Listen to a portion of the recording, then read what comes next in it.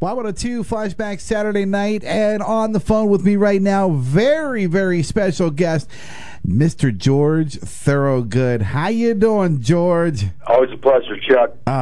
Good to hear from you. Good to hear from you. A lot going on. VH1 Classic Tour. You know what? I got to be thinking. I looked at the tour schedule, and it's reminding me of 81, that big 50-50 tour. You're like playing every night. Well, you got to, man. I mean, didn't Cal Ripken go to work every day? You betcha. You betcha. And baseball. Got to fit some baseball games in here somewhere, right?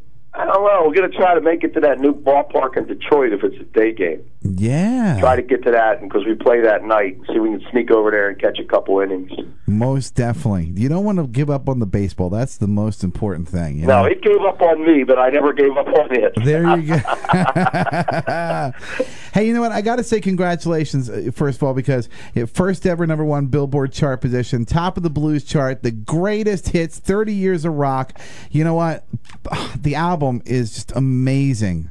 Thank you. It is amazing. And the fans around here in this area, Reading, Pennsylvania, are huge Thorogood fans. You've got such a large fan base here that they're lined up outside the studio with radios cranked up just to listen to this interview. You're kidding me. No.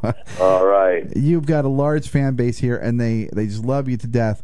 You got the summer tour going on, like I said, the VH1 Classic, and you kicked it off June 22nd in Norfolk, Virginia, and I got to say, this is really awesome. You did a benefit concert for the National Veterans Foundation. What got you involved with that? Well, people who do our rock and roll accounting in Los Angeles have a connection with the guy who does that. And they came to me at a House of Blues gig about a year ago and said would I be interested. And we go out on a road tour. We try to. The first night we play, we're not real big on rehearsal. Band doesn't like to rehearse. Yeah. And what we do is we like to do a fundraiser or benefit the first night out to get warmed up. Wow. And we've done, different things for, usually non-federal funded organizations, such as the Faith Hope Mission, Children's Pediatric Ward in New Haven, of course, the Veterans Administration.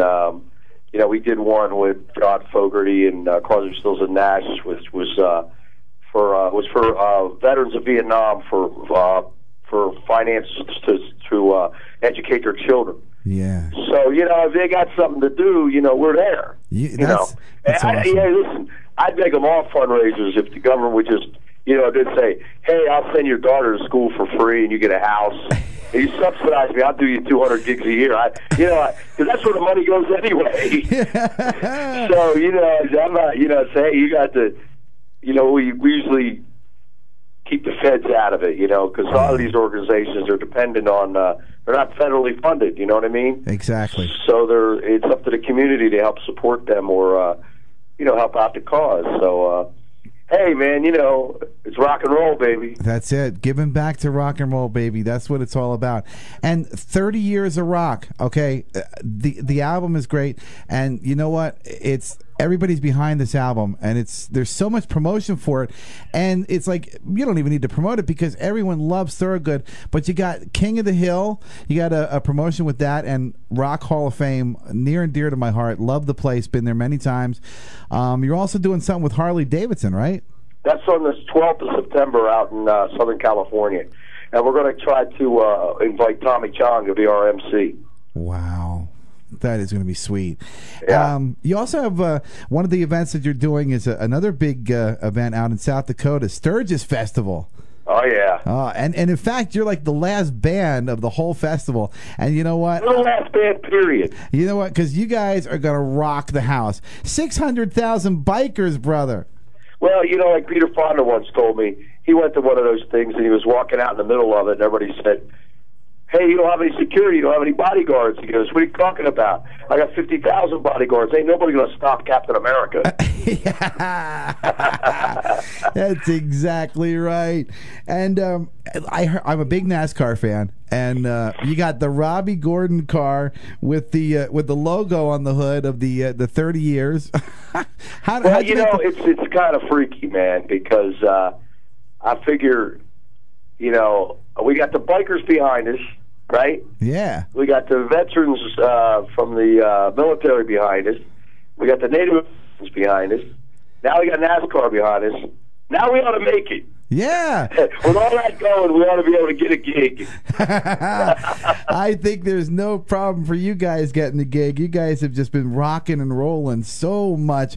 Now, last month you were really busy. You were on HBO, Jimmy Kimmel, ESPN, and I know your love of sports. Now, our Philadelphia Phillies here, okay? Oh, yeah. What do you think? Do you think this is a Phillies year or no?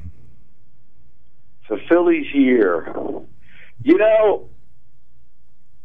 Those Phillies, man, I tell you, man, my grandfather and I turned the radio on in spring training in 1964, and we listened to every inning, every game. And when those last 12 games hit, right after that season was over, my grandfather had a stroke, and I went right to the Mets. Oh. There's 10 in a row they dropped. And then when they moved out of Connie Mack Stadium, I said, that's it. And then when Richie Ashburn passed away, yeah, I said, man, my Philadelphia affiliation is just about dried up. Yeah. But I think they had a good chance. Yeah. They got a good chance, but they got to get those two starting pitchers back. That's the truth. That's the Jimmy Tomei, he can't hit 100 home runs for him. No. There's only so much you can ask him to do. Yeah, you can't depend on just one guy, Yeah, you got to get those pitchers in there. Without the pitchers, it's going to be tough. But then Florida just had their ace was knocked out. Yeah. Gosh, so it all depends. So if ever the Mets are going to make their move, it's now. This might be the year of the Mets. You know what? I could feel it. It might be the year of the Mets. Well, there's always that wild card thing, I thought the Phillies had a shot last year, and then it kind of ran out of gas the last week of the season. That happens quite a bit with Philadelphia. Yeah, well, you got to remember something. Like I always tell the L.A. Dodgers, and I tell the Phillies from 1964, there's 162 games in the season, not 140. Yeah. You got to play 162. You got that right. You can't just kind of slack off, and a lot of those last 2 weeks, man. You got to, you know what I mean? Oh, absolutely, my friend. Unless you win all 40 in April, the way the Tigers did back in '84, you know what I mean? Absolutely. You got to be able to play when the heat's on. Exactly. When it comes down to the finals, if you can't play, you aren't going to get into Dodge. That's how it is. That's it. We would certainly love. You're riding high right now. So much going on. But you have an open invitation to come visit us here in Reading, Pennsylvania, anytime. We will have a bourbon here for you, my friend. We'll have a scotch, and we'll have a beer, brother. Because it is all about you coming to town, and hopefully we'll be able to make that happen sometime. I know you're playing quite a bit, like I said, this summer with the VH1 Classic Tour, and after that and beyond that, I know you have any future plans beyond that? Staying healthy. Yeah, that's my plan. That's what I like to hear. Hey, George, thank you so much. Anything you want to say to all your fans out here in Reading, Pennsylvania?